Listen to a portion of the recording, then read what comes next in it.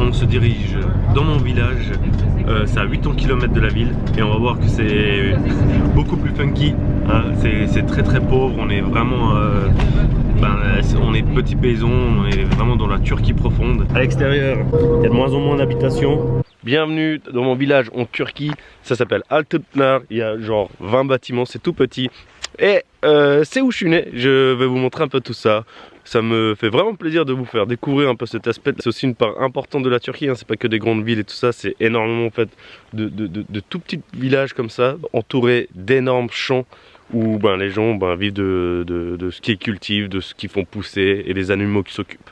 On va aller voir ça et je vais vous présenter un peu tout ce que je me souviens déjà, je me souviens pas de tout. Moi, je suis parti à 2 ans de mon village moi, quand j'étais bébé, direction la Suisse. Si j'ai le bonnet, le gant et tout, c'est parce qu'il a déjà commencé un peu à geler. Là on est en décembre, c'est la première fois que j'ai froid en Turquie. Et franchement, c'est pas agréable, je suis tombé malade. Et c'est la première fois que je vois les terres aussi jaunes comme ça. D'habitude c'est tout le temps tout plein de pastèques, de melons, de raisins, de pistaches. Il y a tout plein de trucs et là il n'y a rien. Je vais vous montrer où moi je suis né, où j'ai habité. C'était notre maison donc dans le village. Voilà, donc ça c'était la cour intérieure. C'était pas aussi en bordel que ça. Ça c'est parce que ils ont détruit la maison où on habitait là et ils ont construit ce bâtiment. Alors, moi avec mon frère, on est né en fait juste là-dedans. Tu vois, c'était dans la continuité de ce genre de construction à l'ancienne avec des pierres et tout. Et voilà, avec mon frère, je suis né dans la ferme familiale, comme le petit Jésus. Et on avait le premier étage là où on avait notre maison et en dessous c'était la ferme. C'était nos toilettes où je tombais tout le temps malade, j'avais la gastro des heures et des heures là-dedans. En plus tu vois comme les chiottes ils sont à l'extérieur et que t'as la gastro, tout le village qui sait que t'es malade. Et ils nous disaient toujours il y a Okan qui a son moteur qui est cassé. Ça a beaucoup changé hein, le village. Le village est en train de mourir gentiment, tout le monde est en train de partir. Tous les enfants font des études et ils se tirent. Ils veulent pas forcément trop rester par là. Mais ouais, donc moi j'ai pas mal de souvenirs d'été en fait seulement. Tu sais, quand tu pars émigrer et tout, tu connais pas vraiment ton pays hein, honnêtement. Hein. Tu connais pas vraiment ton pays, tu connais quoi? L'été quand tu viens passer du temps en famille ici. Et tu connais aussi juste un peu quand il y a la famille qui demande un peu d'aide. Autrement tu connais pas ton pays vraiment. Hein. Donc ça c'est un Kangal. C'est le chien le plus fort du monde en fait, c'est le berger d'Anatolie. J'ai déjà vu des vidéos, sa terrasse, un lion quoi. Ici, tout là, c'était la route de la soie. Hein, ça, c'est l'Euphrate. Et il y avait beaucoup de marchandises qui passaient par là. C'est un endroit important. Maintenant, il n'y a plus de flotte. Il n'y a juste plus de flotte ici. C'est parce qu'il y a un barrage là-bas qui fait que il n'y a plus d'eau.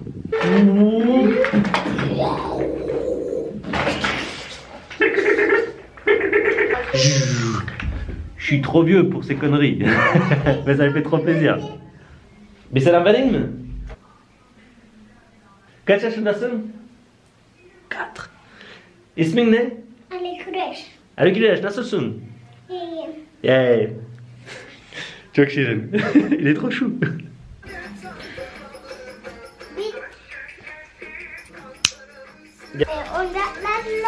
C'est de la pistache. Et là, en fait, c'est comment ça se passe pour ravitailler un peu le village. Chaque jour, en fait, t'as une petite camionnette différente qui vient et ils proposent ce qu'ils vendent en fait. Et là, aujourd'hui, on a le droit aux habits. Des fois, c'est la bouffe, des fois, c'est pour des habits, des fois, c'est pour les animaux. Voilà. Et chaque jour, t'as quelqu'un d'autre qui vient. Lui, ça fait 30 piges qu'il vient une fois par semaine ici. Là, c'était l'école. Donc, moi, je suis pas allé là, mais mon frère, il a fait, je crois, sa première enfantine, il l'a fait ici en fait. Aujourd'hui, comme il n'y a plus d'enfants, il n'y a plus que 3 enfants dans tout le village, il n'y a plus d'école quoi. Et comment ça se passait en fait? À l'époque, c'était tous les enfants du village venaient dans cette école. C'était un seul prof et il donnait des leçons, des devoirs particuliers entre guillemets à chaque élève en fait, ou à chaque catégorie d'âge d'élèves quoi.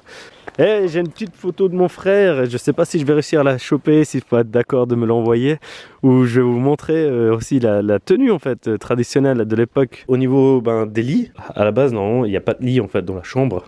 C'est là qu'ils dorment. T'as tous les matelas en fait. Ils mettent des matelas au sol avec la couverture, les coussins. Comme l'exemple qu'on a là, ça c'est mon lit pour ce soir. Et le matin, en fait, tu replies et tu ranges. L'été, on dort sur le toit parce qu'il fait trop chaud en fait à l'intérieur. Et l'hiver, tu dors autour de la cheminée parce qu'il fait trop froid. C'est un peu le climat ici. Ce qui était trop beau en fait quand j'étais petit, c'était quand tu regardais le ciel. Là, tu vois presque plus en fait. parce maintenant il y a beaucoup plus d'électricité dans le village, mais sur la planète entière, partout où j'ai voyagé, c'était dans mon village où je voyais le plus les étoiles. Et maintenant, avec l'électricité qui sont mis un peu des lampadaires partout, tu vois plus grand chose.